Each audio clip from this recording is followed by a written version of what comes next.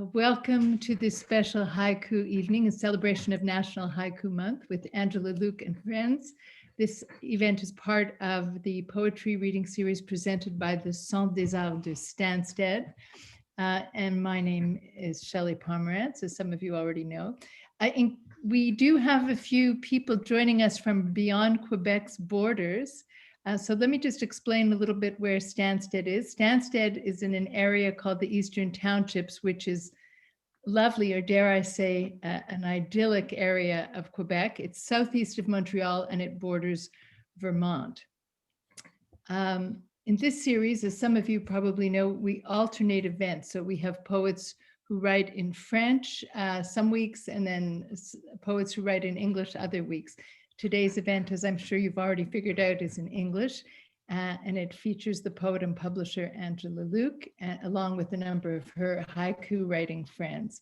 The team that organizes this series, myself included, is really delighted to welcome Angela and her fellow haiku writers. In just a minute, I'm going to explain the nuts and bolts of how this event will unfold, and I will give Angela a proper introduction. But first, I'd like to pass things over to Gabriel Safdie, who's the founder of this series and who also programs the English language events and has been known to pen the occasional poem himself. Gabriel, it's over to you.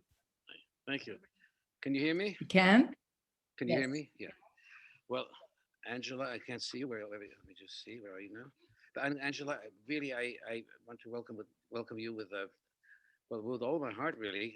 You're such an important presence in the townships, and and we are, the Santos at the Stansted.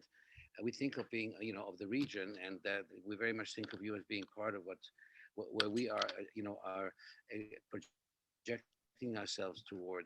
And I think you've done so much with so many poets in the region. I think taking on the Shoreline Press is quite courageous. I think foresightful. I think it's a fantastic thing you've done. Really, I must say, it's now you've got 6 poets in line to be published. You've already published a couple of writers, and I was part of an anthology. It was last year, I think. The year before was the Water Lines. It was beautiful to be part of that. It was a beautiful anthology. It had so much to do with the lake and water and so on. And reading at the as we did, at the Georgeville studio was a great experience. And your work with Louise Abbott is quite something. And the anthology that you're working on now, I think, is it 23 now? Are you 23 poets, women poets? I think, anyhow. 24 women poets of the township. So now it's 20. Now it's 24. Okay, it was started with 19. The first I heard. So that's okay. Well, you never know. There's so many women poets anywhere around these days. I must say, we're in touch with poets, and I can tell you, very heavy in the women gender in poetry, and I think that's wonderful. I think that's great. And now the haiku. The haiku is a great form. I remember from my creative writing days getting into it, and how much it's done a lot for a lot of writers. It's a wonderful way to get into poetry, I think. And but once you in the haiku form, you can always come back to it. You can always discover that whole tension that you can create with just a few syllables, a few words. And I think that Angela is, well, I'm looking forward to. So I'm not going to go on. That's too. Please go ahead. I would love to hear you and your guests reading, and I very much look forward to hearing some haikus. Thank you, and welcome to all. Bye-bye. Thank you so much, Okay. Gabriel.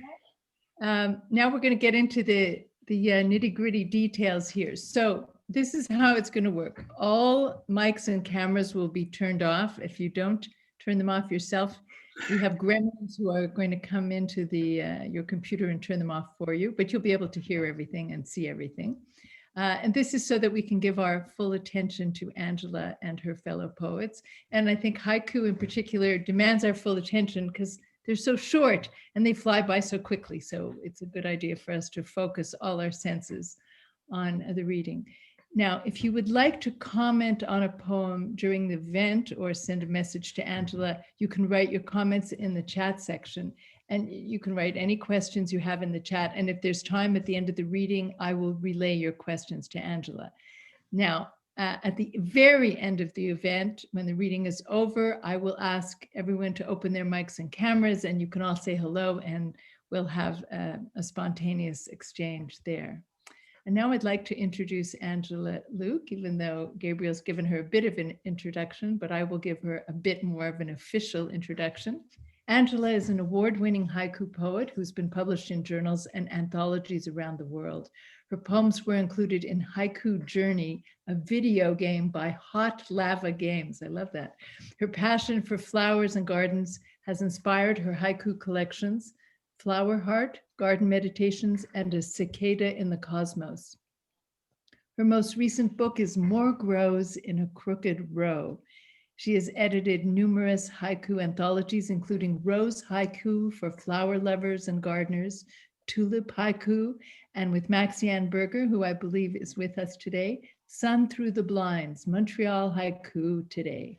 She frequently gives workshops to children and adults at schools and libraries, and lately via Zoom. In 2018, she was thrilled to be artist in residence on Quebec's Lower North Shore. She is the Quebec Regional Representative for Haiku Canada, an association of nearly 200 haiku poets across the country.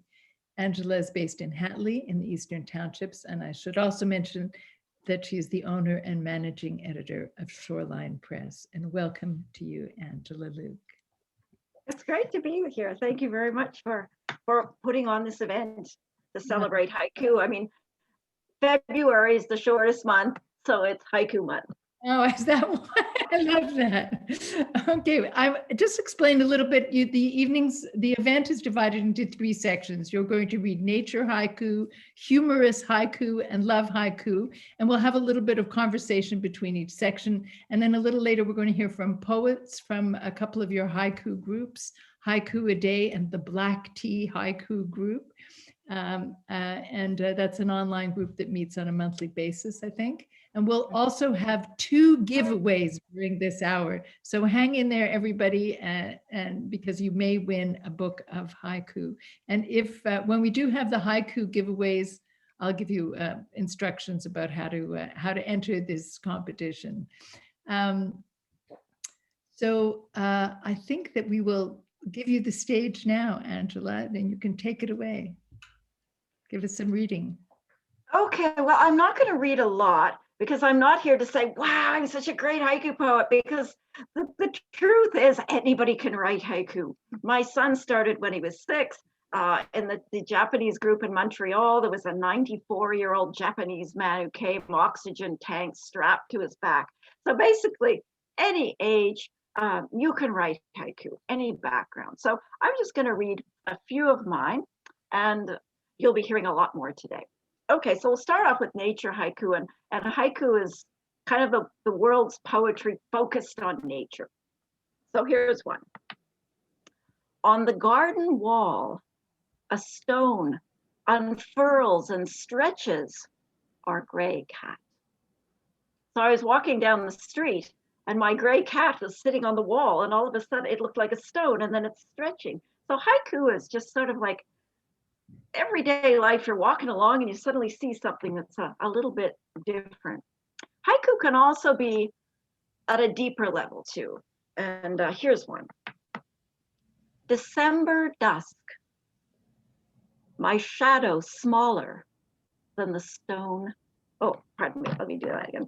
December dusk, my shadow smaller than the snow angel. So that really made me wonder, being brought up as a Catholic, and I was supposed to be having this guardian angel beside me, and then my shadow. So that was one. And then for the most part, haiku are just simple kind of observations. Border closed, still the sun sets south of J Peak. So, and I think that's what haiku is about, that nature is much greater than us. The seasons go on without us. And that's fundamentally what haiku gets you into. So those are my 3. How did you first become interested in haiku? Well, I grew up in the interior of British Columbia in a small village in the mountains in British Columbia. that was also an internment camp for Japanese Canadians during the Second World War. And when I was there, a number of the Japanese people who'd been there had stayed on. They ran the businesses, and I went to school with their children. So I feel in a way that was my Japanese connection. And it was kind of interesting, and that stuck there. And we studied haiku in grade 6. And because I was in an incredibly beautiful place in nature, it was just a wonderful, wonderful place to write haiku. And then I forgot about it for 25 years. And then all of a sudden, bing, something came in my mind, and I remembered haiku. There's sort of a seed in there. And I'm primarily a novelist, actually. I love Dostoevsky and novels. But at the time, I was a single parent of an autistic child, and I didn't have a lot of time. And haiku was a way that I could still keep creativity in my life. So that was how. If you'll bear with me for a minute, I'm going to tell you my initiation to haiku, because it was grade 7 for me, not grade 6. And my story is fittingly very brief. I had this wonderful, inspiring English teacher. Her name was Suzanne Halunga, but she was really, really inspiring. But she could also be a little bit cutting and sardonic. And she had us doing things like analyzing songs and poems by Leonard Cohen, which was very innovative then. I mean, I'm talking about many, many decades ago. And she had us write haiku. And I actually still remember this haiku, this one haiku that I wrote, which is kind of amazing when we're talking about 50 years ago. Here's my haiku, and it goes well with what's cooking in my kitchen right now. Winter is as nice as small grains of rice as they cook. And the reason I remember it is that she wrote something on the, when I handed it in, and she wrote beside the word nice that it was a very boring word. And I felt completely destroyed, and I never wrote another haiku. But I think that my haiku was missing a few syllables, because when I count them, it's not 5 and then 7 and then 5. Is that a strict rule? First of all, Shelley, what I would have said to you is I really like the rice and the snow comparison. I thought it was a really good haiku. You're a budding poet. That's what I would have said. But in terms of haiku, you're not cutting. It's like never too late to start. Remember the 94-year-old Japanese man with the oxygen tank on his back. But about haiku, I mean, we know that French is longer than English, right?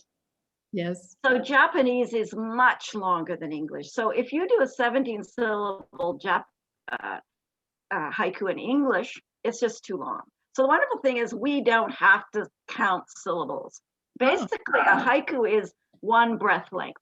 If you can say it in one breath, it's a haiku. And the fewer words, actually, the better, as we'll find that less is more. I mean, that really comes from the Japanese tradition of less is more.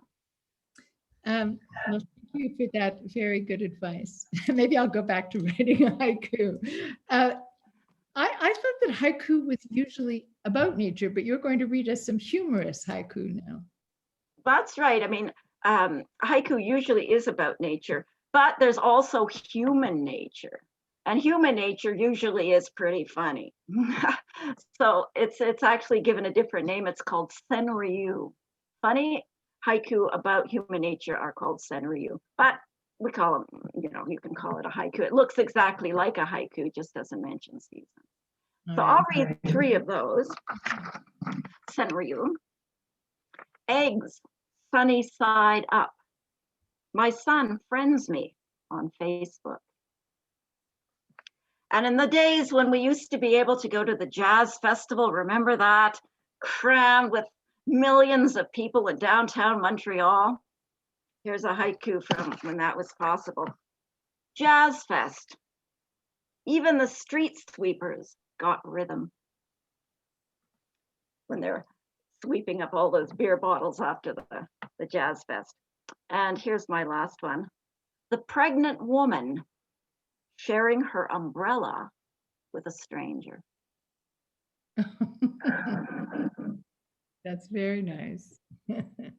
I always think that haiku is hard to write just because it's so simple. Sometimes simple things are harder to do than something that's long and complex. Do you know what I mean?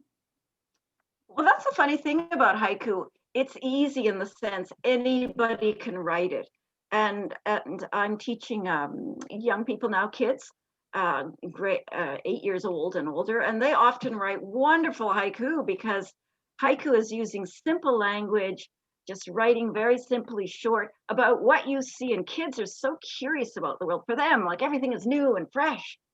For us, it's like, oh, well, it's so boring. But anyway, kids are often really, really good and they can write good haiku. But the other thing is, and I've been writing haiku for over 20 years. I started actually thinking, well, I'll spend 2 weeks on haiku and then I'll move on to something bigger. And I'm still studying it. It's something that you can just, for the Japanese, they call it a way. Once you start haiku, it becomes a way, something you keep doing your whole life and keep on and learning more and more about it. So I guess haiku has become a way for me. And who else have you worked on haiku with?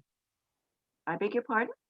I'm wondering what other groups of people, what other kinds of people have you worked on haiku with aside from children?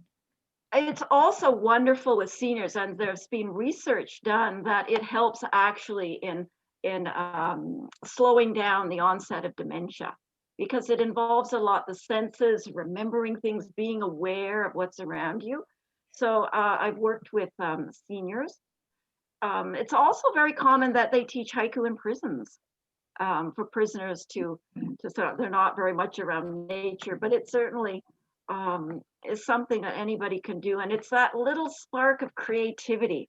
And I think with the pandemic, everyone's realizing we need that element of creativity in our lives, however small. It just makes, I don't know, it enriches life very much.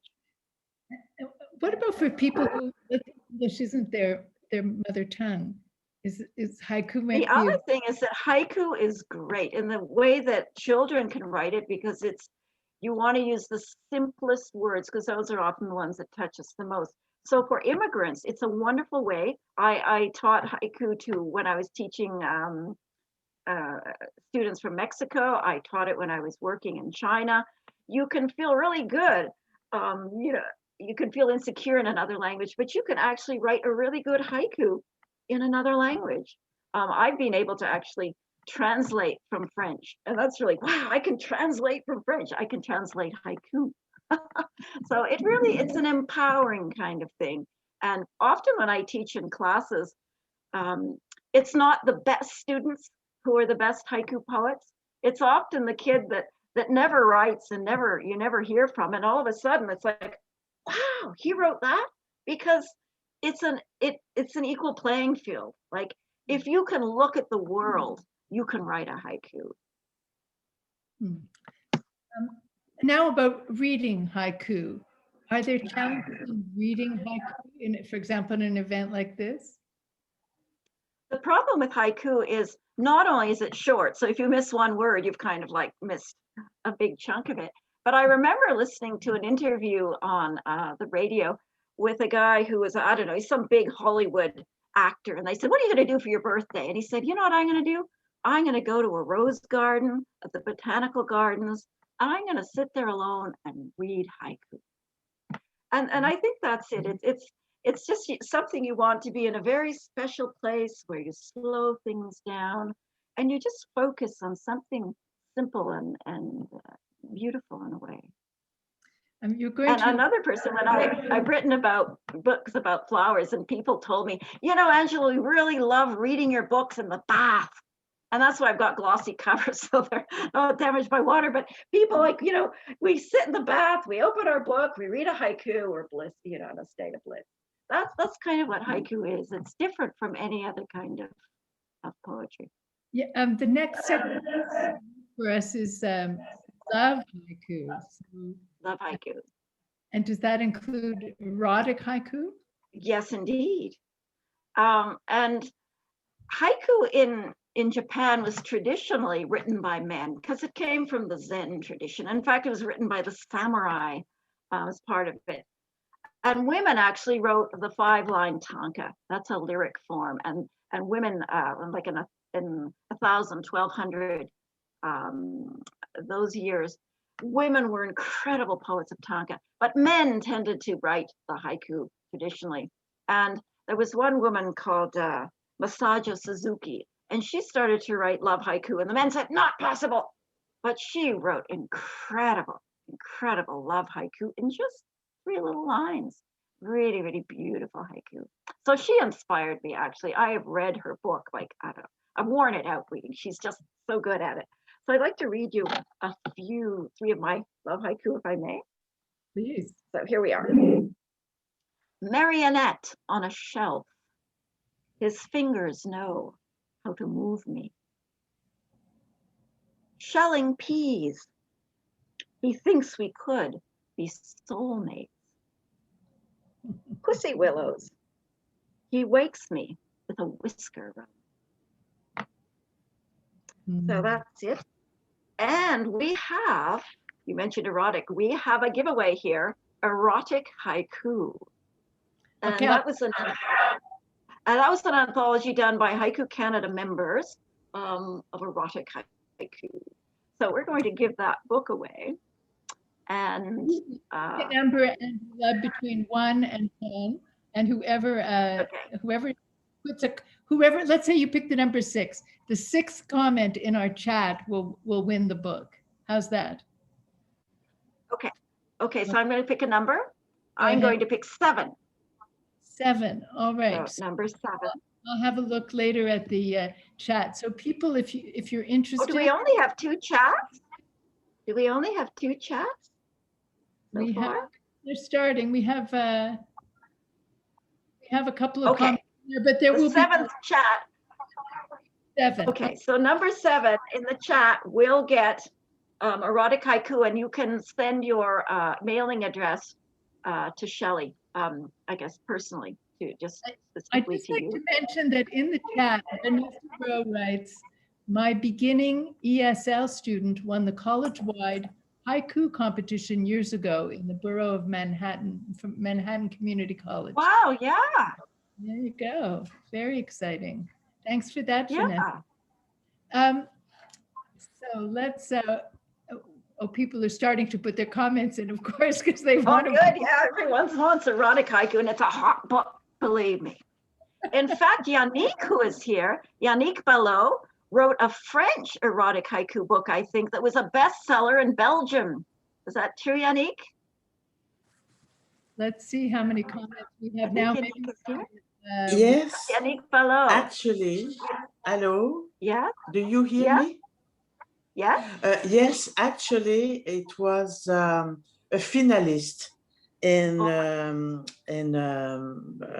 Brussels competition, so to speak. So yes, it was quite nice actually to be a finalist. Actually we came second, Micheline Baudry and myself, Wonderful. who had co-edited it. Yeah. We have Great a winner. But it was moment. really, it sold well. Well, yeah, I guess, you know, it does. It did in France and in Belgium and also in Quebec, of course. Yeah. Thank you very much, Yannick. We have a winner. I'd like to announce that we have a winner. Okay. And if the winner would please can send me a private message if you like, and send me your mailing address, we will send you the book, and I'll get the information to Angela. All right. And the Okay. winner, by the way, Leslie Elias is her name. Woo! Okay.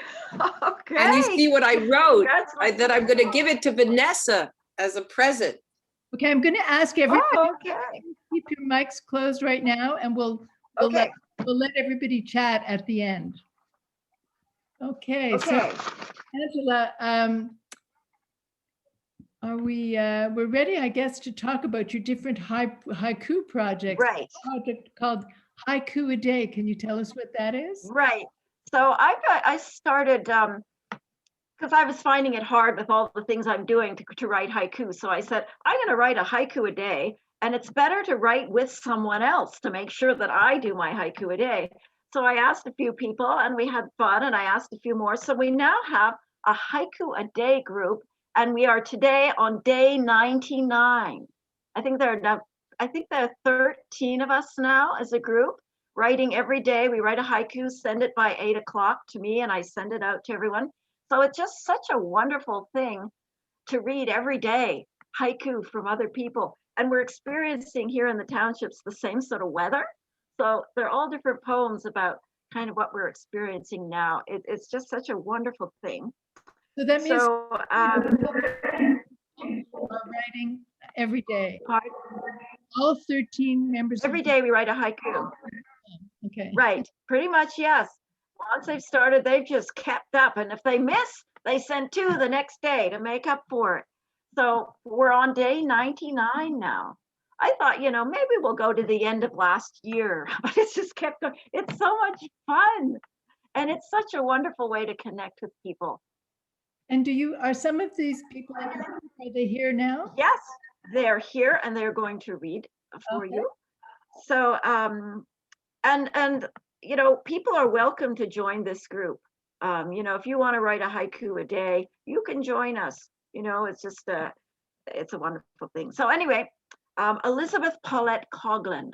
Elizabeth, are you here? Here I am. Yes, Elizabeth.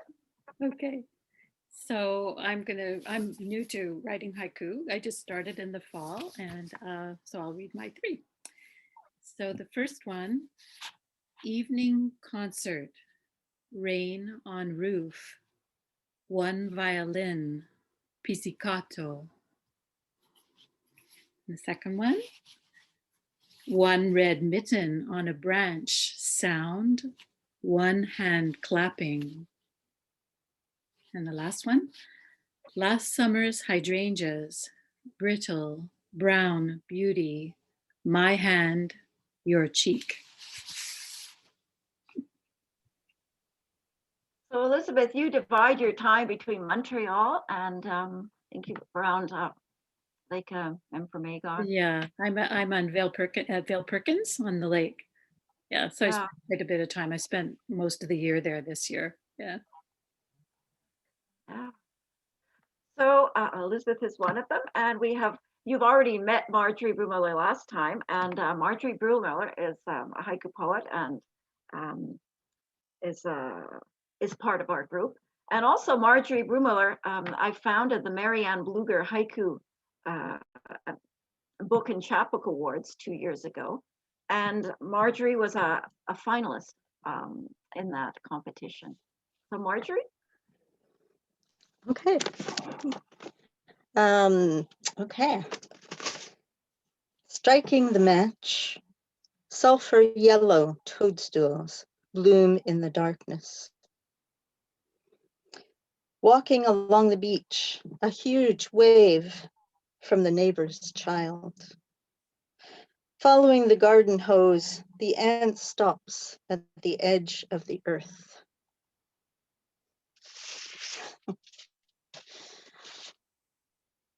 You can say so much in a haiku about the simplest things. And that's the funny thing is the tremendous thoughtfulness in simple observations about an ant, about a hydrangea, about the rain being a pizzicato note. It's just lovely. Tanya McIntyre, who was also here last time, is one of her other talents of art and long form poetry is also haiku.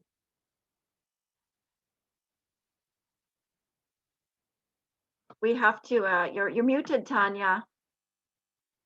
Oh, sorry, there I go. All right.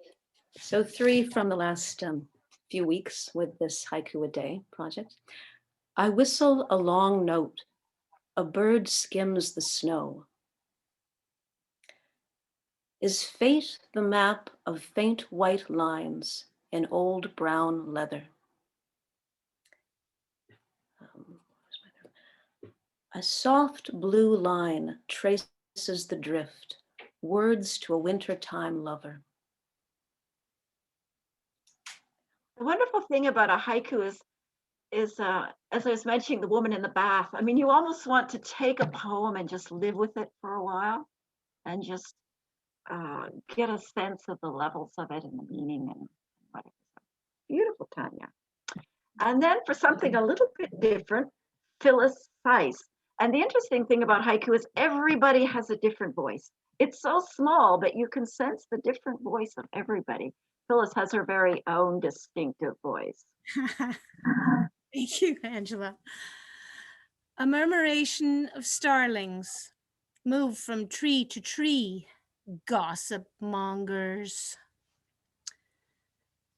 The sun's first kiss, hoarfrost blushes. Chocolate sentinels of mullein on a hill waiting for marshmallow. Thank you. Phyllis is really good at punning and the Senryu. She's a top notch there. Okay, Bernice Sorge. Bernice? Mute There you are. and start video. Hey, Yep. hi. Yeah, okay, I have three. The first one has to do with COVID-19. Feeling the visit in my eyes, my three sons. Next. Fields of snow, in the garden, a rhubarb tip. A blue jay plucks the sumac spikes, snow dust on his head. That's it. So haiku is how closely you observe the world outside. And the Japanese are very much into the small. Like they can be in front of a waterfall, but they're looking at that tiny droplet of water off to the side. That's the essence of haiku. Now, Rachel Garber, who is famous for her series on her chickens. Okay, and how did you know? I'm sorry for the lighting here. I'm actually going to read about chickens. The haiku are about chickens. We have been privy this year. Very special chickens. Pardon? You have very special chickens, Rachel. You have very special chickens. Yes, I do, and I'm going to just tell you about 5 sentences about my chickens and then the 3 haiku. Okay. We've been privy this year to the politics and private lives of our family of backyard chickens. There was the crippled chick who showed striking courage and such gentleness. He was just too good to live. Then the 4 young pullets negotiating puberty and adolescence on their way to henhood, and the 2 new roosters finding their voices in midwinter. Here are 3 haiku inspired by milestones in our little Chanticleer family. Long nights, Santo Subito. Crippled chicken dies. Broody pullet, feathers ruffled, beak sharp, defends her empty nest. A sunbeam in song, on a cloud-shrouded day, his cock-a-doodle-doo. Thank you. There was a famous Japanese haiku poet called Issa, and he wrote a lot about, he had a terrible amount of suffering in his life, and he wrote about the smallest of insects and with such compassion. That's what haiku can do too, is just write about those small things with a sense of compassion. So thank you, Rachel. And now Carol Martinaco, who comes to us from St. John, from New Brunswick there, the beautiful place there by the ocean. Carol? Hi. Thank you, Angela. This is so fun. I'm a recent member of the haiku group, and I'm pedaling very fast to catch up. So my 3, Winter Wolf Moon, Something wild in me howls. Red scarf flowing, lone snow person stares out to sea. Pine cone in sunlight, shadowed rooms, open doorways, invite me in. So that's it. And every day I get in my inbox these wonderful haiku. So anyway, thank you all. Is there anyone else from the Haiku a Day who would like to read? Did I miss anyone for Haiku a Day? Okay. So the other group I started was called the Black Tea Haiku Group, and it began in Verdun, where I lived at the time, and we met at the Chat Noir tea house in Verdun. So we're the Black Tea Haiku Group, and I ended up moving here to the township. So we moved online, and we have a traditional kind of Japanese haiku meeting called a kukai, which involves the poets from Montreal and now from the townships. So I'd like to call upon members of our Black Tea Haiku Group. And our haiku group actually started in 1999, and it's kept on going. Some are still the original members, and we've got new ones. So it's been a wonderful thing. So Sandra Stevenson. Sandra? Hi. We go? Yeah, I just found out by listening to the introduction that there is a French haiku thing that alternates with English ones. You guys are way ahead of us down there in the townships, largely thanks to Angela's organizing abilities. But I had prepared 3 French haiku. So I don't know, is it okay if I read some French? Okay, and I can translate as well, like you said, you can translate haiku. So I'll start with this one that was originally written in French, and I thought maybe it should be in English. Croissant de lune, derrière la nouvelle fantasmagorie. Moondog, behind the reporter. Is anything real? Le skieur américain à Tremblant tremble devant le lift. The American skier at Tremblant in 2020 trembles before the lift. And the last one is a tanka. I don't want to live on Mars with you on Venus. Not bad, is my answer. Thank you. So the tanka is 5 lines. The haiku is 3, the tanka is 5, and you wouldn't think those 2 lines could make a difference, but they make an enormous difference in perspective. Okay, and behind there is another member, that's your husband, Brendan Hewitt, back there.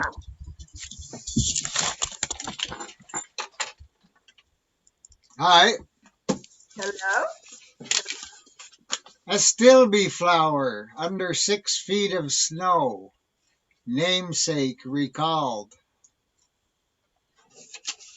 Oldest son away, his favorite chime, where it always is. Father Sky meets Mother Earth, mingling. Thank you, Brendan. Okay, and now Maxianne Berger. Am I audible? Am Yes, I you are. visible? Visible and Okay. audible. Long ago, lover, the K on this year's list of hurricanes. I guess Dad's spilled his wine again. Fuchsia sunset. Cat carrier, so much heavier, empty.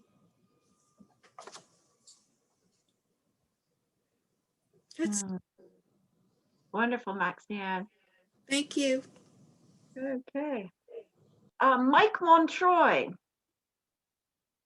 So you can see men write haiku as well. Here, it's not just all women. So Mike is from Ottawa. Okay, I'm going to read 3 weather haiku.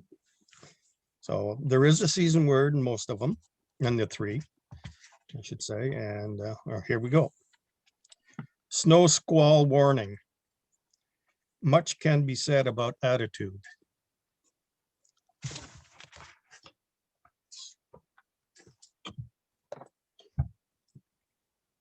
Periods of rain changing to snow. The quiet robin.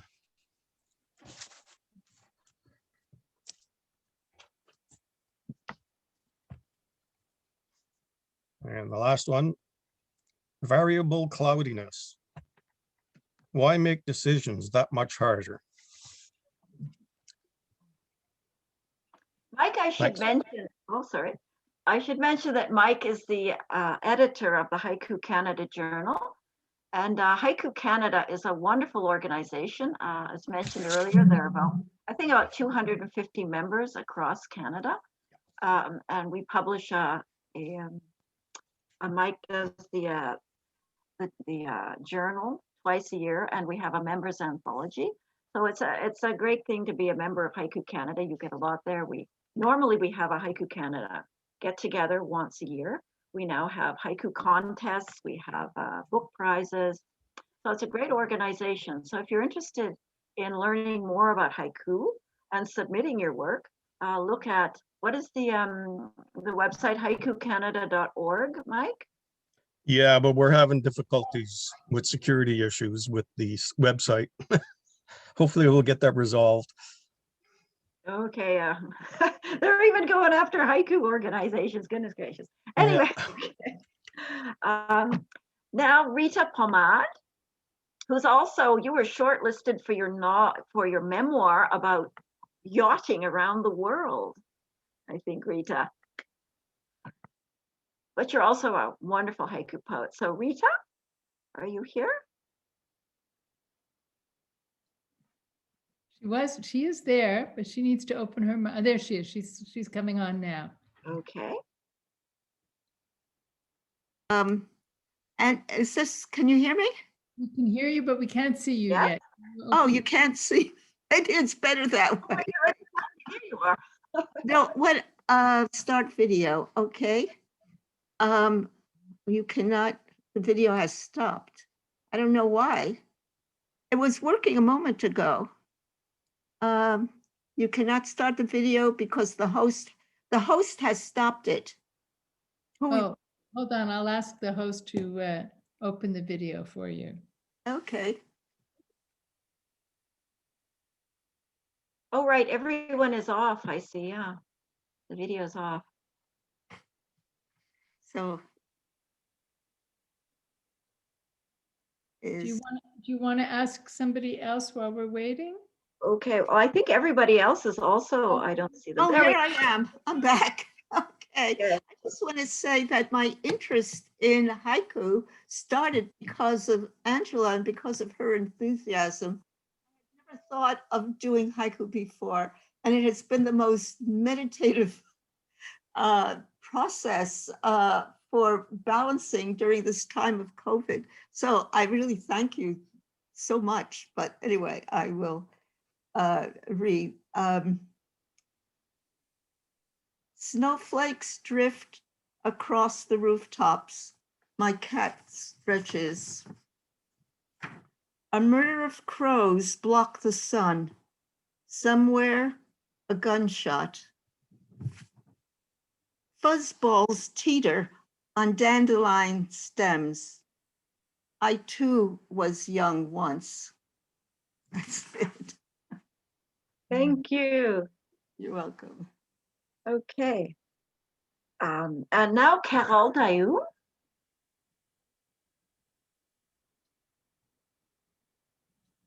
Hello, everyone. So I have 3 as well, 2 in English and 1 in French. shaped by everything around us, the pebble and I. Morning fields, just before sunrise, grazing mist. Sur sa main nue, un léger baiser, flocon de neige, which is on her bare hand, a light, soft kiss, snowflake. Voilà. Okay, thank you, Carol. Sharon Morrison. Sharon, are you here? Yes, there you are. Okay, can you hear me? Yes. Oh, yeah. Oh, wait a minute. Oh, you can't see me very well, but. There you are. Okay. I have sparrows hop in garden dregs, morning moon. And then spring breeze, swinging arms with mummy. That doesn't have to do with my family. I have a daycare next door and they're always coming out chattering and anyway, goes with spring. And let's see, I got another one. 30 pigeons facing the wind, Spanish Armada. Oh, thank you. Thank you, Sharon. I have one more thing to say.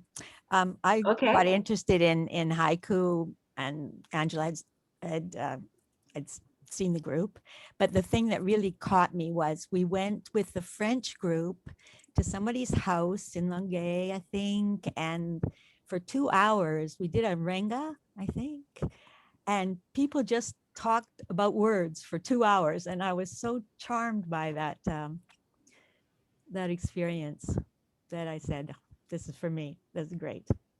So that's it. Thank you for mentioning that, Sharon. I can mention to you that that haiku actually began as part of a literary game where there would be a master, a poet master who'd come and who would write the first verse, and it was called a haiku, and that would set, and then poets would compete as to who would do the next verses, and it would be like maybe 18 verses, 36, 100 if you had a bottle of sake and kept going to the night. And some have even gone to 1,000. I took part in 1,000 linked ranks. And in Japan, what they do, they set tables out in a city square. People come out and they take part in these rengas, in which people just share poetry, and it's a collective thing. They can all write one poem that many, many people are a part of. And that's so different from our Western approach where it's the writer on competition, their own. Yeah, so this way, it's a wonderful way to bring people together. And we've also done ginkgo walks at the Montreal Botanical Garden. A ginkgo is when haiku poets go out, they spread out, they go in nature, and then they come back together to share their poems. So a big part of the tradition is the sharing aspect of it, and doing it with each other, sort of, and sharing it, which is really, really wonderful. Yeah, it's not about politics or about gossip or anything. It's just about words. Yeah, we can get a crowd of people together and do poetry. It's wonderful where people can share. Okay, thank you, Sharon. Pamela Cooper. Pamela, are you here? Pam? Is Pam here? Hello. Yes. Hi. My phone is somewhere in the house. I couldn't find it. So we were Ellen and I were watching a movie and we got involved. Isn't that just terrible? But here we are now. I'm loving it. Nice to see you all. Nice to see you. Yeah, we sure have loved haiku from the beginning as part of the Black Tea Haiku group. 1999. Yes, imagine the turn of the century. So here's Ellen too. Yes, and it was called Wooden Basement Haiku Group at the beginning. Right. And I'm sorry we missed the beginning. Okay. Oh, did you want us to read say a poem? A haiku? Yeah. I wasn't sure. Okay. So I wrote this one up in response to last weekend's. It's about synesthesia. Okay. And So it's in my head now. I hope I remember it. Okay. Morning sunlight on fresh fallen snow, color of Monday. And it really is true. And oh, Ellen doesn't want to read one. And that's all I have right now. Can't think of any. Okay, that's great. Thank you, guys. Thank you. They're twins. And so often you compete with, you go out, you see the right scene, and it's who gets the Exactly. poem. Yeah, we call them haiku races. Yeah. We really enjoy that. And we really come up with such different versions of like the same moments, which goes to show you how diverse haiku could be. Well, the challenge of haiku is to compress something into a very small thing so that you get that moment. Because a haiku is basically a moment. It's something you experience, and you want the reader to experience that same moment. Somehow. Yeah, so it's like objective, but some of it is subjective as well. Yeah. Okay, so enjoy your movie. And Anne-Marie from Longueuil. Bonsoir. Hello, everybody. My hibiscus sheds its old leaves without tears. In the attic, the wind is spinning. Too many thoughts. On the news, a Ninu man dies in cold. I bake bread.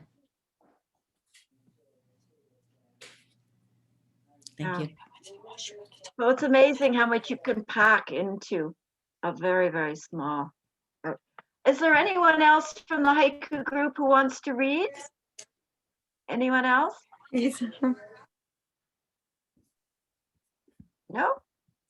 Okay, well, we have our next giveaway, and this is a collection of haiku written 2 years ago on Leonard Cohen's, second anniversary of his passing on. And it's a tribute to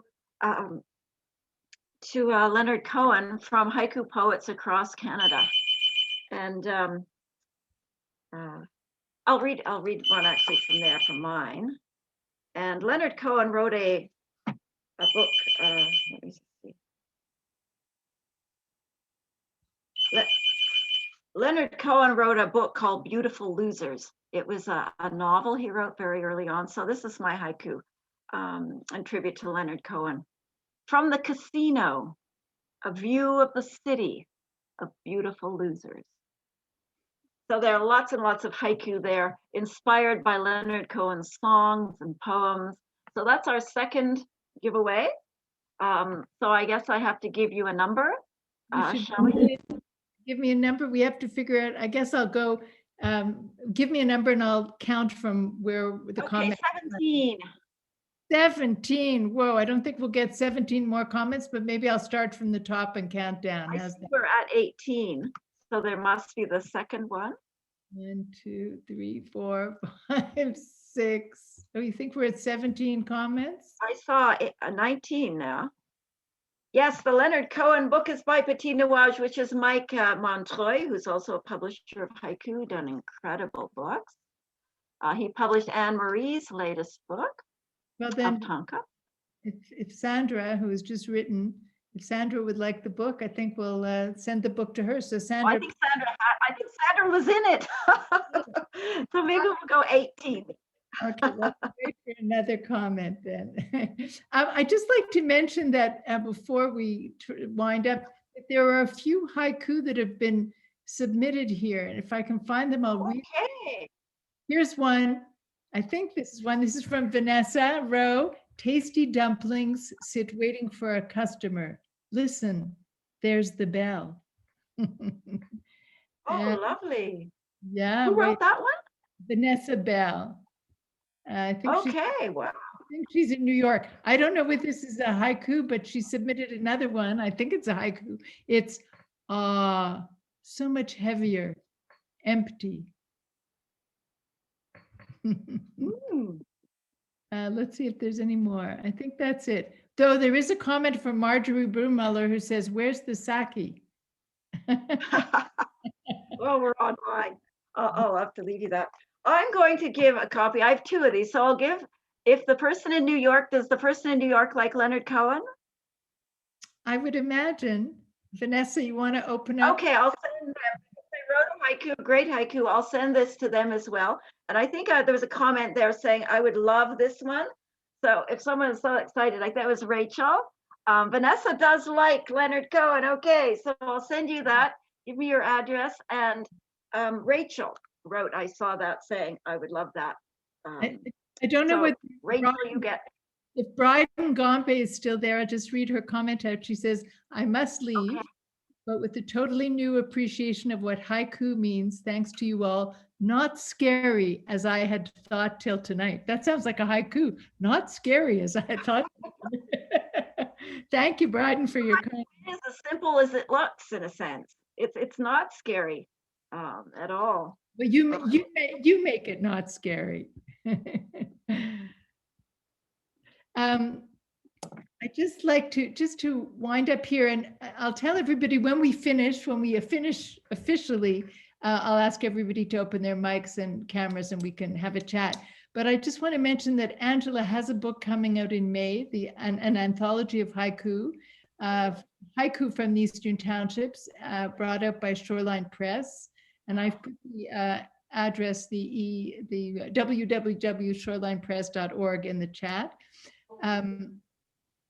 Now, if you'd like to watch and listen to this event again, or you want to send it to a friend, or any of the events in the series, you can go to the YouTube channel. And if you go to the top of the chat, you'll see the address for the YouTube channel. Also, you'll find the address for the Salle des Arts de Stansted, and the events are on that website as well. So that's both of those are in the chat section. And I would just like to mention our next reading before I say goodbye to Angela and thank her. Our next reading is Saturday, February 27th at our usual time, 2 p.m. This is a special event, having it at night, but usually we meet at 2 p.m., usually every second week, but now we seem to have a run for the next few weeks. So next week will be Julie Bruck, formerly of Montreal, now based in San Francisco, and H. Nigel Thomas. So those two poets will be reading in English. And our upcoming event in French is on March 6th. It's a Saturday at 2 p.m. with Martine Audet and François Turcotte.